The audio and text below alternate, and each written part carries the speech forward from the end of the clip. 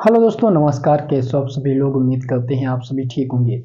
आज की इस वीडियो में हम आपको भारतीय संविधान का हमारा जो सीरीज चल रहा था, जिसमें हम फंडामेंटल राइट्स यानी कि मूल अधिकार के बारे में पढ़ रहे थे। आज के इस वीडियो में हम आपको फंडामेंटल राइट्स सारे हो गए थे, उसमें से एक हमारा जो है संपत्ति का अधिकार तक हमने कवर कर लिया था। फिर हमारा एक संवैधानिक उपचार का अधिकार बचा था, उसके बारे में आज हम इस वीडियो में डिस्कस करने वाले हैं। वीडियो थोड़ा लंबा हो सकता है क्योंकि मूल अधिकार खुद में एक बहुत बड़ा पार्ट है और इसका एक अगली वीडियो में पूरा ये कवर हो जाएगा या एक और वीडियो इसके आगे आ सकती है। तो इस वीडियो में हम आपको अनुच्छेद 32, जिसको हम संवैधानिक उपचार का अधिकार कहते हैं, उसके बारे में आपको बताएंगे। तो वीडियो शुरू करने से पहले एक छोटा सा रिक्वेस्ट है, अगर हमारे इस वीडियो को आप पहली बार देख रहे हैं तो वीडियो को लाइक और चैनल को सब्सक्राइब कर देना अगर आपको थोड़ी भी इंफॉर्मेटिव वीडियो लगती है। चलिए दोस्तों, आज के वीडियो हम शुरू करते हैं। तो हमारे पीछे आप व्हाइट बोर्ड पर देख रहे हैं भारतीय संविधान लिखा हुआ है। इस भारतीय संविधान में आज हम संवैधानिक उपचार का अधिकार पढ़ेंगे। सबसे पहले जान लेते हैं संवैधानिक उपचार क्या होता है। आपको मूल अधिकार दिए गए हैं। मूल अधिकार तब तक अर्थहीन, प्रभावहीन होते हैं जब तक उनको लागू करने के लिए प्रशासनिक व्यवस्था या न्यायालय व्यवस्था अच्छी तरीके से ना हो। इसीलिए इसको संवैधानिक उपचार का अधिकार कहा जाता है, जिसके अंतर्गत व्यक्ति के जिसके मौलिक अधिकार का हनन होता है वह उच्च न्यायालय व सर्वोच्च न्यायालय जाकर अपने संवैधानिक उपचार के तहत मांग कर सकता है और अपने मूल अधिकार का संरक्षण कर सकता है। मूल अधिकार का संरक्षण करने के लिए आपको रिट दायर करना पड़ता है, जो आगे हम बताएंगे। संवैधानिक उपचार का अधिकार जो अनुच्छेद 32 में बताया गया है, इसको डॉक्टर बी.आर. अम्बेडकर ने संविधान की आत्मा और हृदय बताया है। इसको क्या है, संविधान संशोधन के जरिए इसके संवैधानिक उपचार को संशोधित किया जा सकता है या नहीं, तो इसका प्रावधान है नहीं, क्योंकि इसे संविधान के संशोधन अधिनियम द्वारा परिवर्तन नहीं किया जा सकता है। तो चलिए, ये रही कुछ बेसिक बातें। अब हम एक एक अनुच्छेद करके, इसमें एक ही अनुच्छेद है अनुच्छेद 32, उसके बारे में पढ़ लेते हैं। उसके बाद हम इसके कितने प्रकार के रिट दायर कर सकते हैं, हमारे मूल अधिकार का हनन होता है, उसके बारे में आगे बात करते हैं। तो चलिए हम सबसे पहले अनुच्छेद 32 डालते हैं। यहाँ पे हम अनुच्छेद 32 लिखते हैं। अनुच्छेद 32 हमारा क्या कहता है? अनुच्छेद 32 हमारा कहता है संवैधानिक उपचार का अधिकार। क्या कहता है? संवैधानिक उपचार का अधिकार। संवैधानिक उपचार का अधिकार। अनुच्छेद 32 को संवैधानिक उपचार का अधिकार कहा जाता है। इस अनुच्छेद 32 को डॉक्टर बी.आर. अम्बेडकर ने इसको संविधान की आत्मा और हृदय कहा। क्या कहा है? संविधान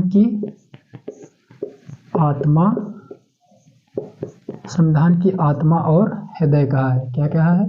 आत्मा और हृदय। फिर अगला है, क्या इसे संविधान संशोधन के द्वारा इसको बदला जा सकता है, परिवर्तन किया जा सकता है, संशोधन किया जा सकता है? तो संविधान संशोधन के द्वारा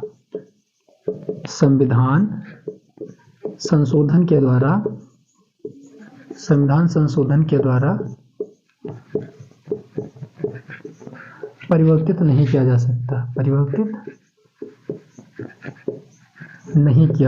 इसको संविधान संशोधन के द्वारा परिवर्तित नहीं किया जा सकता। तो अनुच्छेद 32 में यह बताया गया है, जो कि संवैधानिक उपचार का अधिकार है। वनडे एग्जाम में क्वेश्चन डायरेक्टली आता है कि संविधान का अनुच्छेद 32 क्या कहता है, तो उसमें जो ऑप्शन होता है हमारा संवैधानिक उपचार का अधिकार अगर दिख रहा है तो वही हमको ऑप्शन सेलेक्ट करना है।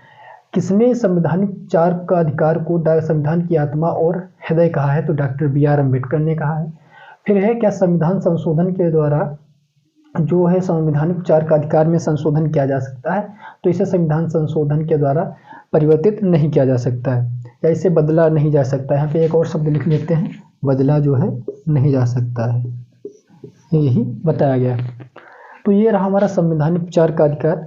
आगे हम जानते हैं रिट क्या होता है और रिट के बारे में क्या प्रावधान है। तो अगला हम देखते हैं रिट।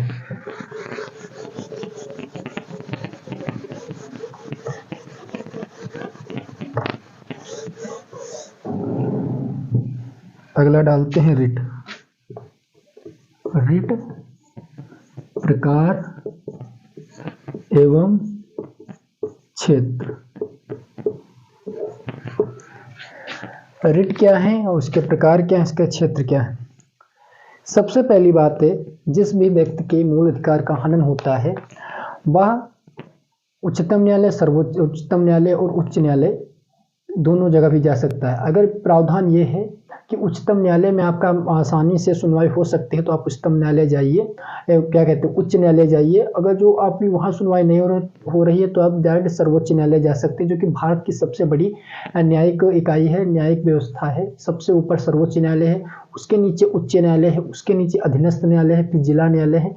ये सारे करके न्यायालय ऐसी व्यवस्था चलती है। और हमारे जो संविधान में है एकल न्यायिक व्यवस्था का प्रावधान किया गया, यानी कि जो सबसे शक्ति सर्वोच्च होगी वो सर्वोच्च न्यायालय के ही पास होगी। तो रिट की बात करते हैं, जिस व्यक्ति के भी मूल अधिकार का हनन होता है तो अनुच्छेद 32 के तहत वो कहाँ जा सकता है। अभी मैंने पढ़ा अनुच्छेद 32 के तहत वो जा सकता है सर्वोच्च न्यायालय। कहाँ जा सकता है, सर्वोच्च न्यायालय। सर्वोच्च न्यायालय जा सकता है, सर्वोच्च न्यायालय जा सकता है। और अनुच्छेद 226 के अंतर्गत कहाँ जा सकता है, अनुच्छेद 226 के अंतर्गत जा सकता है हमारा वो उच्च न्यायालय। कहाँ जा सकता है, उच्च न्यायालय। इसको कहते हैं सुप्रीम कोर्ट, सुप्रीम कोर्ट इसको कहते हैं हाई कोर्ट। इसको सुप्रीम कोर्ट कहते हैं सर्वोच्च न्यायालय को, इसको हाई कोर्ट कहते हैं। जब आप जाते हो तो वहाँ पे सर्वोच्च न्यायालय और उच्च न्यायालय रिट जारी करता है। क्या जारी करता है, रिट। तो रिट कौन कौन जारी करता है, तो यहाँ पर डालते हैं रिट सर्वोच्च न्यायालय, उच्च न्यायालय। यहाँ पे डालते हैं सर्वोच्च न्यायालय। सर्वोच्च न्यायालय रिट जारी कर सकता है और उच्च न्यायालय रिट जारी कर सकता है। उच्च न्यायालय रिट जारी कर सकता है। अब यहाँ पे क्या हुआ, सर्वोच्च न्यायालय रिट जारी कर सकता, उच्च न्यायालय रिट जारी कर सकता। प्रारंभ में ऐसा प्रावधान नहीं था, केवल कुछ ही उच्च न्यायालय को रिट जारी करने का अधिकार था। वो कौन से थे प्रारंभ में, तो यहाँ पे हम लिख लेते हैं प्रारंभ में रिट जो जारी करते थे, प्रारंभ में रिट जारी करने वाले उच्च न्यायालय, उच्च न्यायालय। प्रारंभ में कौन से न्यायालय थे जो रिट जारी कर सकते थे, तो 1950 की बात है। यहाँ पे 3 न्यायालय थे जिनको ही केवल रिट जारी करने का अधिकार दिया गया था। तो यहाँ पे क्या है, कलकत्ता हो गया, बम्बई हो गया, कलकत्ता हो गया, बम्बई हो गया और मद्रास हो गया। क्वेश्चन आ जाता है कि प्रारंभ में रिट जारी करने का अधिकार किन उच्च न्यायालयों के पास था, तो कलकत्ता हो गया, बम्बई हो गया और मद्रास हो गया। रिट कौन जारी कर सकता है, सर्वोच्च न्यायालय, उच्च न्यायालय। लेकिन प्रेजेंट टाइम की जो व्यवस्था है, वर्तमान में क्या है,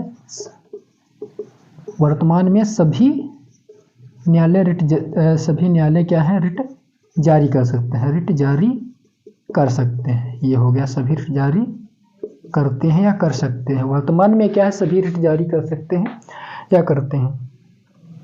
अब क्या होता है, सर्वोच्च न्यायालय किसके विरुद्ध रिट जारी कर सकता है, तो सर्वोच्च न्यायालय केवल मूल अधिकार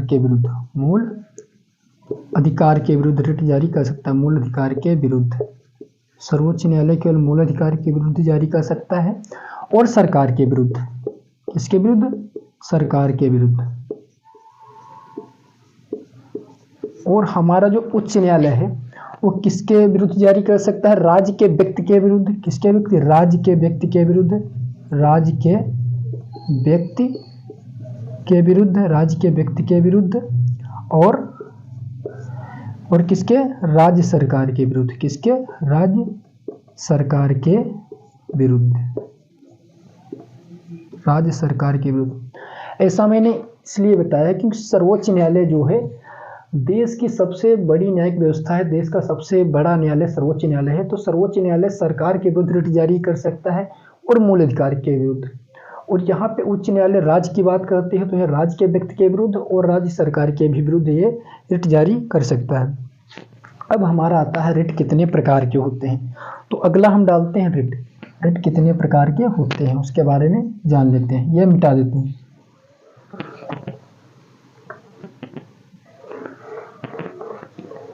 अब जानते हैं रिट और उसके प्रकार क्या है।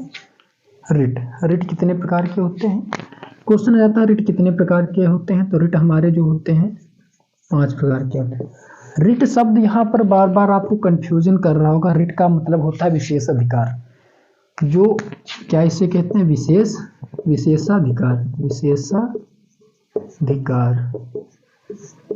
विशेषाधिकार कहते हैं।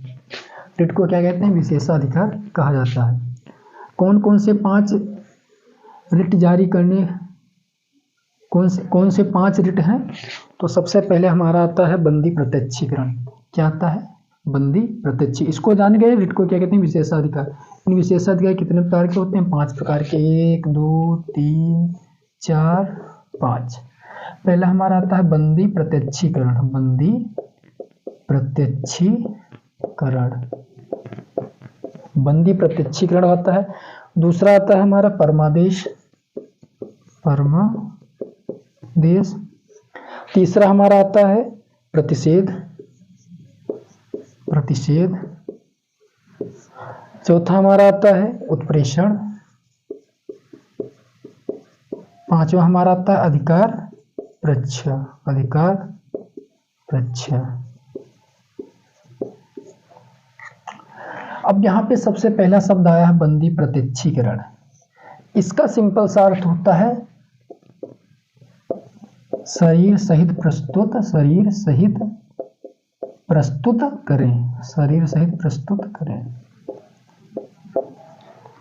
शरीर सहित इस क्या कहते हैं, शरीर को प्रस्तुत किया जाए, शरीर सहित प्रस्तुत करें।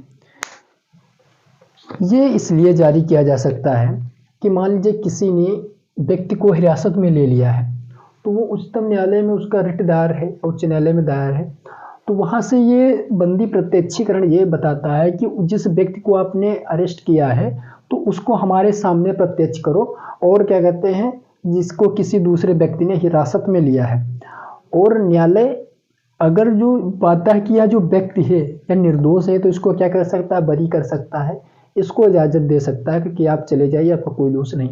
लेकिन कब ये रिट जारी नहीं किया जा सकता, ये जान लेते हैं कि मान लीजिए बंदी प्रत्यक्षीकरण ये जारी कर दिया गया जिसके मूलाधिकार का हनन हुआ हो, लेकिन किस कारण से ये बंदी प्रत्यक्षीकरण रिट जो है जारी नहीं किया जा सकता है, तो उसके कुछ कारण हैं। इसके कौन से कारण हैं, नहीं जारी किया जा सकता है, नहीं जारी।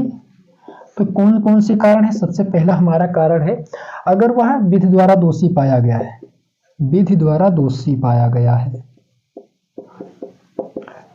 न्यायालय की अवमानना का दोषी पाया गया है, न्यायालय की अवमानना का दोषी पाया गया, अवमानना का दोषी पाया गया है, न्यायालय की अवमानना का दोषी पाया गया है, और न्यायिक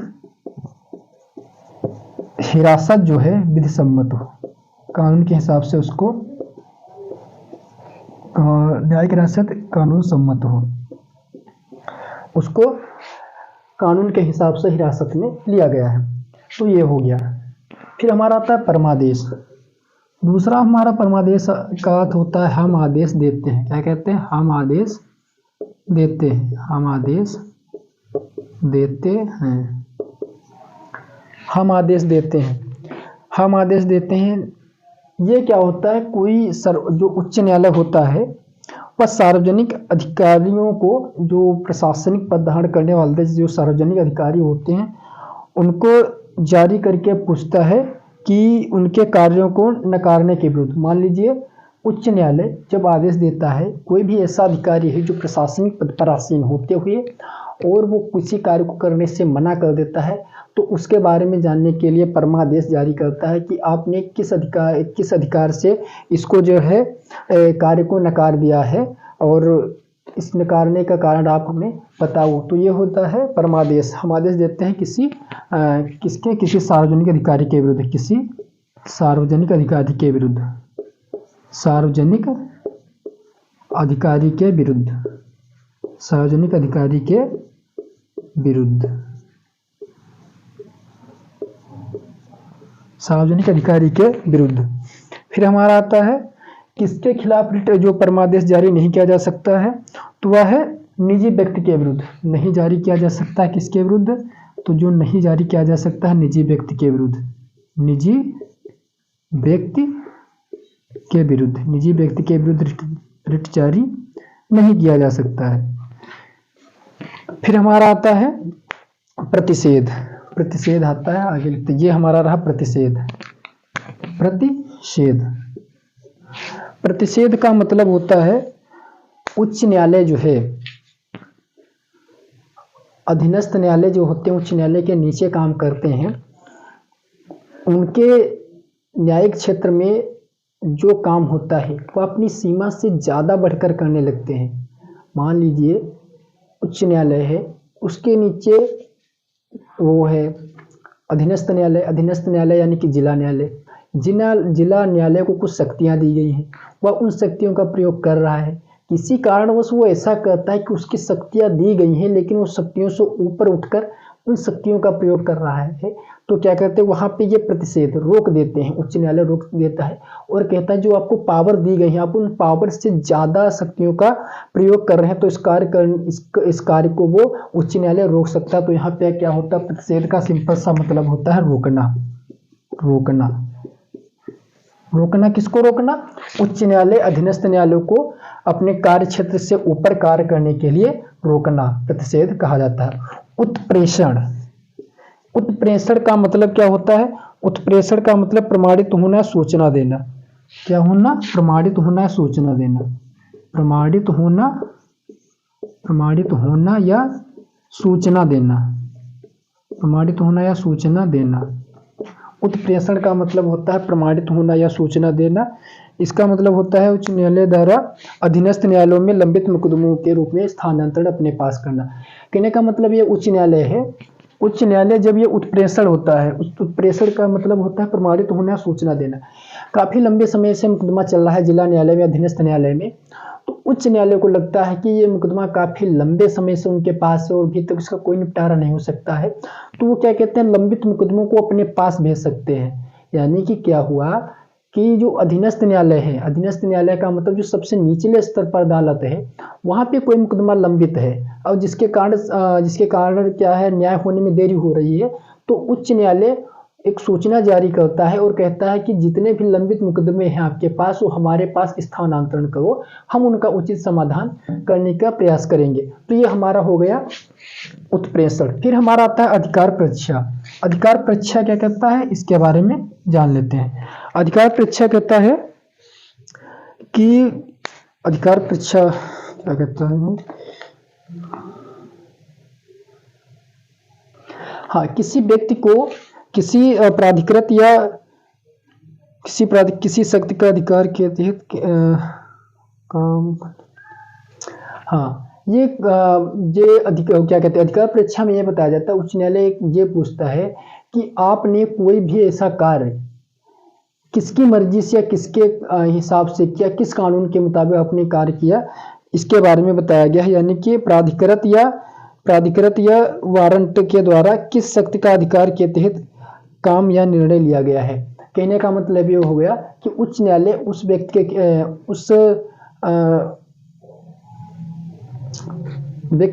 कहते हैं उच्च न्यायालय जो है व्यक्ति से ये पूछ सकता है कि आपने किस अधिकार के तहत ये निर्णय लिया है या ये कार्य किया है। जो भी लोक सेवक होते हैं, लोक अधिकारी होते हैं जो सरकार की बॉडी के अंदर कार्य करते हैं, तो उनके खिलाफ ये अधिकार परीक्षा जारी किया जाता है और पूछता है आपने किस अधिकार से ये कार्य किया या किस अधिकार से आपने ये निर्णय लिया। तो ये हमारा हो गया रिट। रिट कितने प्रकार के थे? 5 प्रकार के, जो हमने आपको बता दिए। हमने आज की वीडियो में क्या क्या जाना? हमने जाना संवैधानिक उपचार का अधिकार, जो कि अनुच्छेद 32 में बताया गया है।